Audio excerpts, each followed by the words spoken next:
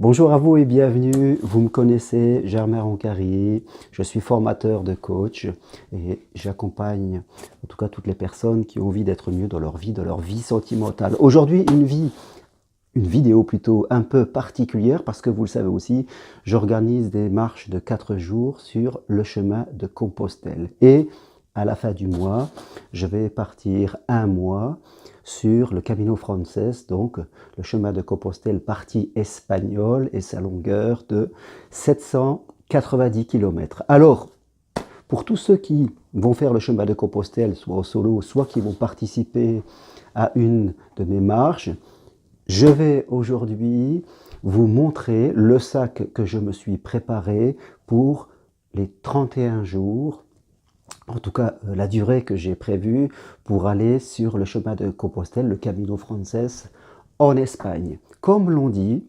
normalement, pour un homme, il ne faut pas dépasser 12% du poids et 10% pour une femme, à peu près, bien sûr. Donc, ce sac à dos tel qu'il est fait pèse exactement 7,7 kg pour moi.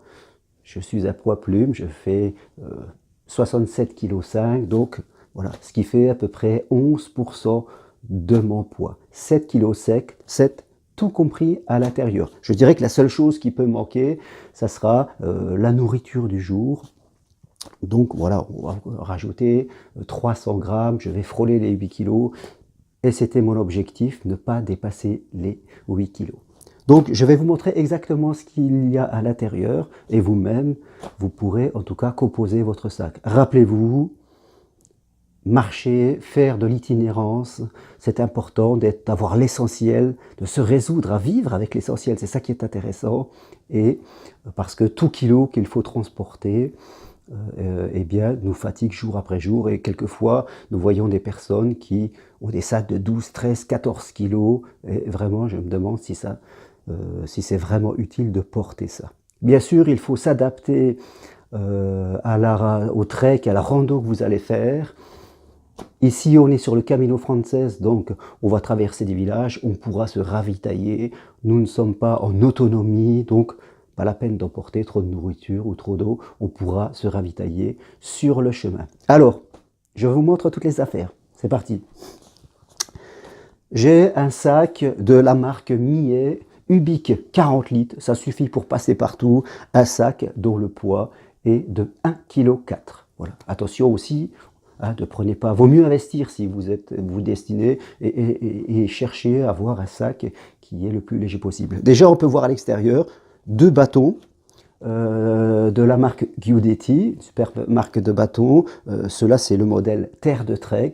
Voilà, les 2 bâtons, 500 grammes. Donc, sac, bâton, je suis déjà à 1,9 kg. Donc, je vais ouvrir le sac, je vais le vider complètement avec vous. J'ouvre ce sac. Superbe sac. Alors, qu'est-ce que nous avons à l'intérieur? Je vais commencer par sortir, c'est pas forcément dans l'ordre, hein.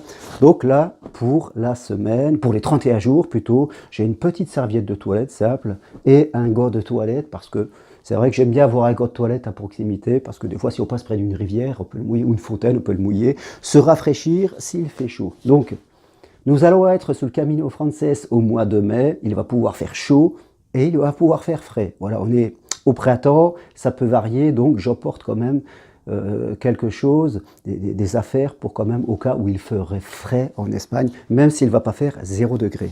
Alors, qu'est-ce que j'ai dans mon sac?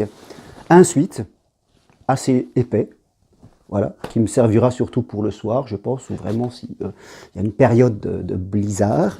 Alors, je sors ce que j'ai encore à l'intérieur. Donc, j'ai prévu de prendre, ici vous avez un premier t-shirt, 2 t-shirts, des t-shirts synthétiques en microfibre qui sèchent rapidement, un autre t-shirt, mais celui-là il est à manches longues, et je dirais un sous-pull qui va me servir moi s'il fait froid, ou peut-être de dormir la nuit avec, si nous sommes en tout cas dans des gîtes où il n'y a pas de chauffage. Je vide encore un petit peu plus loin.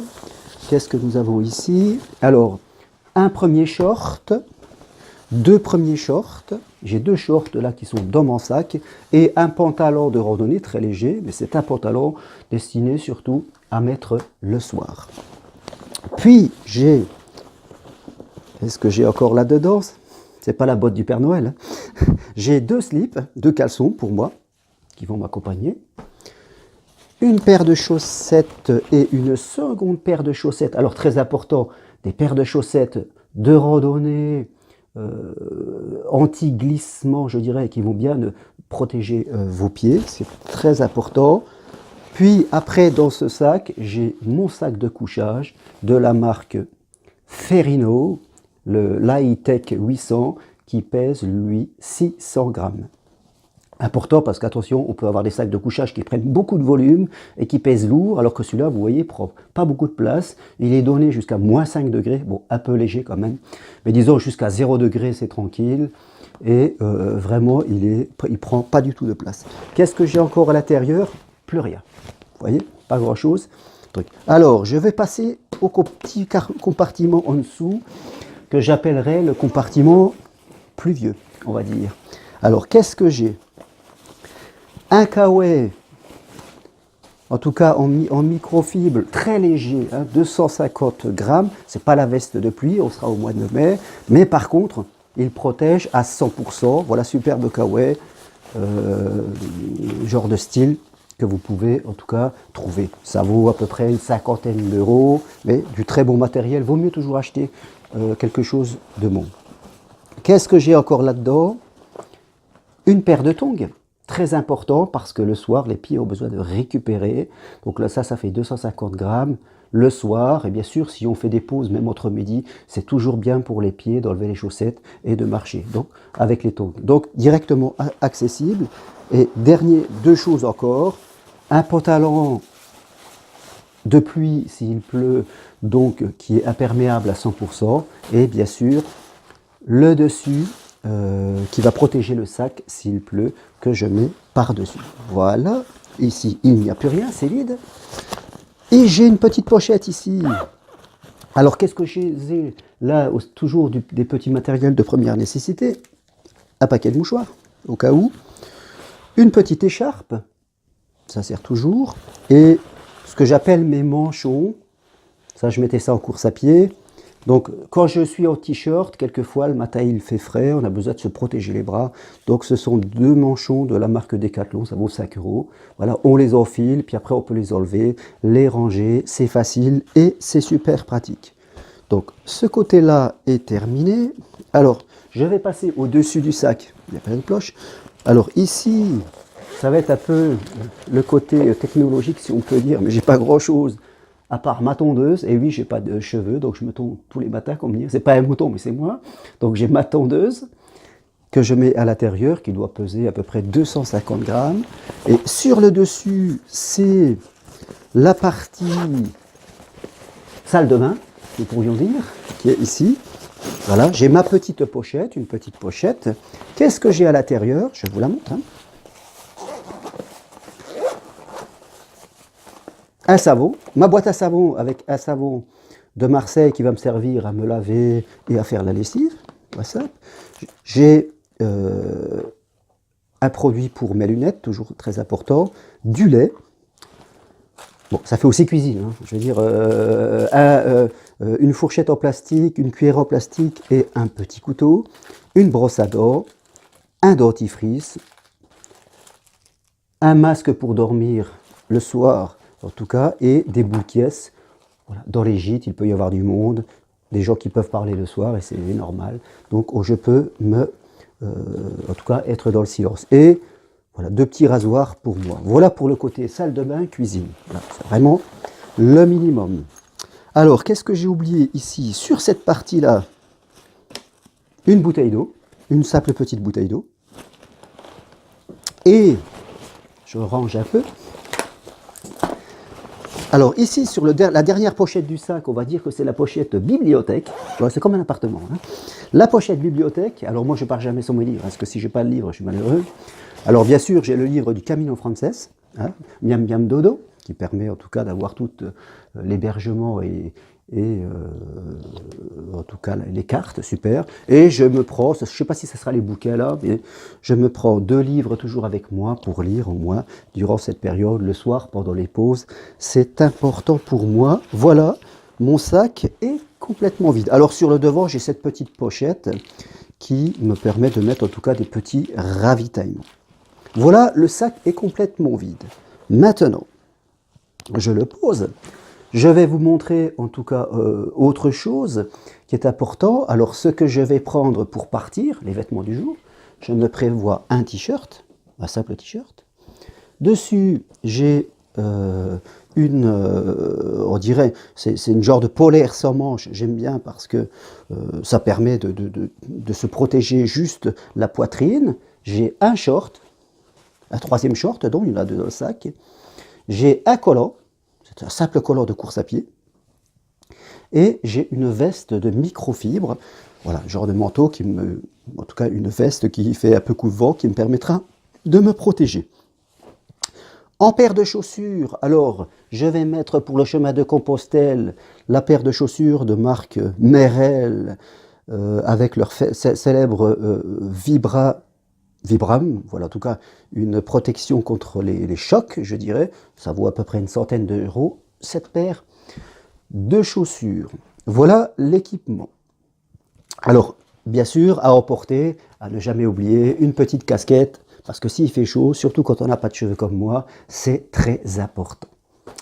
Alors, je vais vous montrer 2 petites particularités en tout cas qui me sont propres. Voilà, j'ai une petite pochette. Dans cette petite pochette, qu'est-ce que j'ai? Mes petites choses de première nécessité. J'ai un carnet car j'aime écrire. J'ai mon argent, j'aurai mon argent à l'intérieur. J'ai une batterie qui me permet de recharger mon téléphone. Et j'aurai mon téléphone pour faire des vidéos, des photos. Et j'envoie une gourde, une ceinture gourde qui pour moi est important. Comment est-ce que je vais fonctionner, comment est-ce que je vais marcher sur le chemin de Compostelle? Je vais vous le montrer. Je vais mettre ça au début, je le desserre un petit peu. Je vais être un peu ainsi. Je fais attention au micro. Je suis comme cela. Je mets cela. Je prends ma gourde qui sera remplie et je l'aurai comme ceci à la taille. J'aime bien ce système de gourde qui vient du trail, tous les gens qui courent en nature. J'aime bien ça parce que ça permet toujours d'avoir de l'eau, en tout cas, à proximité, sans être obligé d'abaisser le sac. Voilà, je mets ceci, tout simplement comme cela. Je l'ai là à la taille, cela c'est comme ça. Ici, je peux prendre, boire, ranger, ici, de façon tranquille. Je peux prendre mon sac, j'ai envie de sortir un bouquin, noter quelque chose, prendre mon téléphone, faire une vidéo, le ranger. J'aime bien, c'est accessible, léger, et j'adore ça. Ça reste collé au corps, ça ne me gêne pas. Et par-dessus cela, je mets mon sac, qui sera de 7,7 kg, comme vous l'avez vu. Voilà, nickel. Ici, ce sac, hop, il est, où est celui-là? Fermé ici, voilà. Et bien sûr, ici, j'aurai ma ceinture que je vais fermer devant vous. Je la desserre un petit peu, hop. Et mon sac sera là. Puis après, je la serre un petit peu à la taille pour faire que le sac soit aussi bien pris aux hanches et allège les épaules. Voilà, là je suis prêt pour marcher. Mes affaires sont là, j'ai de quoi me ravitailler, toutes mes affaires dans le dos, ma maison, la nourriture. Il n'y a plus qu'à mettre la casquette, prendre les lunettes de soleil aussi, ça je n'en ai pas parlé, c'est très important. Et voilà, il n'y a plus qu'à marcher 800 km dans la joie et la bonne humeur. Voilà, en tout cas, je voulais vous présenter ce sac à tous ceux qui viendront faire les marches de 4 jours de Compostelle qui seront organisées prochainement avec moi et d'autres personnes, et pour tous ceux qui veulent faire le chemin de Compostelle ou toute autre randonnée. Mais soyez légers, prenez le minimum, soyez légers, et ainsi on s'habitue à vivre avec pas grand-chose. Voilà. Et quand on revient chez soi, on voit la profusion qu'il y a et on se dit, mais on n'a pas besoin de tout ça. Merci en tout cas pour cette vidéo un peu particulière. À bientôt. Au revoir.